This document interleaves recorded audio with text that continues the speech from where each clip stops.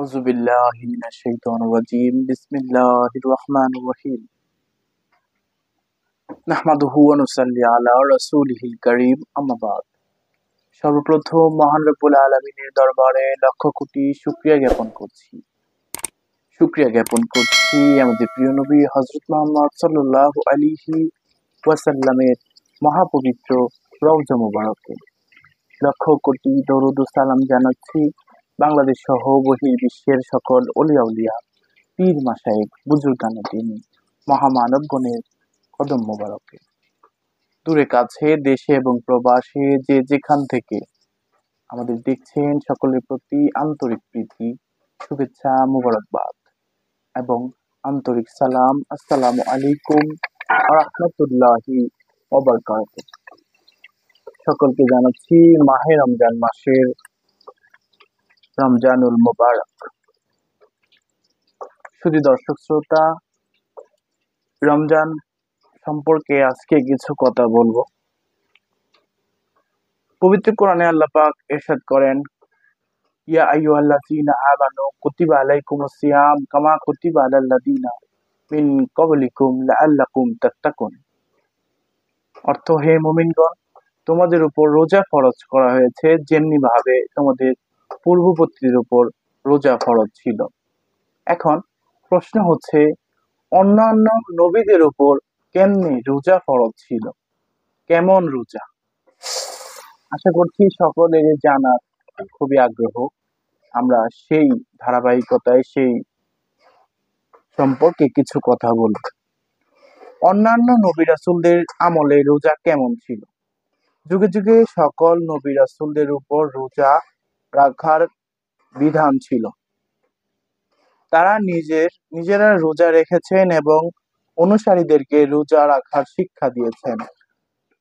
আল্লাহর রাসূল হযরত আদম আলাইহিস সালাম ও তার উম্মতের প্রতি মাসে 3টি করে রোজা রাখার নির্দেশ দেন। নূহ আলাইহিস সালাম ঈদুল ফিতর ও ঈদুল আযহা ছাড়া গোটা বছর রোজা রাখতেন। ইবনে মাজাহ, রাসূল সাল্লাল্লাহু আলাইহি সাল্লাম বলেন, নূহ আলাইহিস সালাম থেকে প্রতি মাসে 3টি রোজা ছিল। ইবনে কাসির, মুসা আলাইহিস সালামের উম্মতের জন্য আশুরা রোজা ফরজ ছিল। দাউদ আলাইহিস সালামের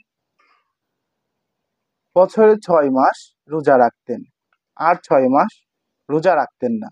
রাসূল সাল্লাল্লাহু আলাইহি সাল্লাম বলেন, আল্লাহর কাছে সবচেয়ে প্রিয় রোজা হলো দাউদ আলাইহিস সালামের রোজা। তিনি একদিন রোজা রাখতেন এবং একদিন রোজা অবহিত করতেন। ঈসা আলাইহিস সালামের উম্মতের সবচেয়ে সুসময়ের রোজা প্রচলন ছিল।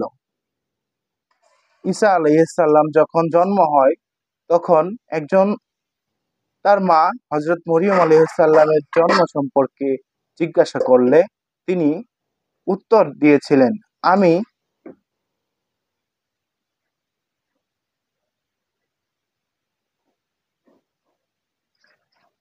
করুণাময়ের উদ্দেশ্যে রোজা পালন মানত করেছি, তাই আমি কিছুতেই কোনো মানুষের সঙ্গে কথা বলবো না।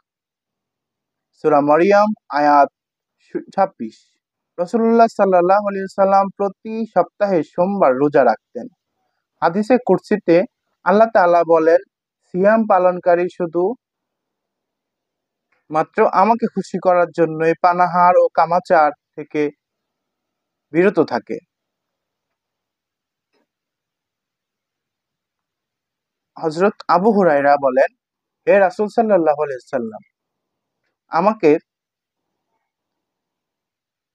একটি অতি উত্তম নেক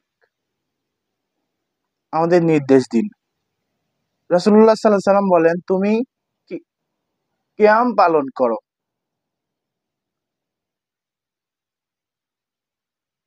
তুমি সিয়াম পালন করো, কেননা এর মর্যাদা সম্পন্ন, কেন এর চেয়ে বড় কোনো আমল নেই।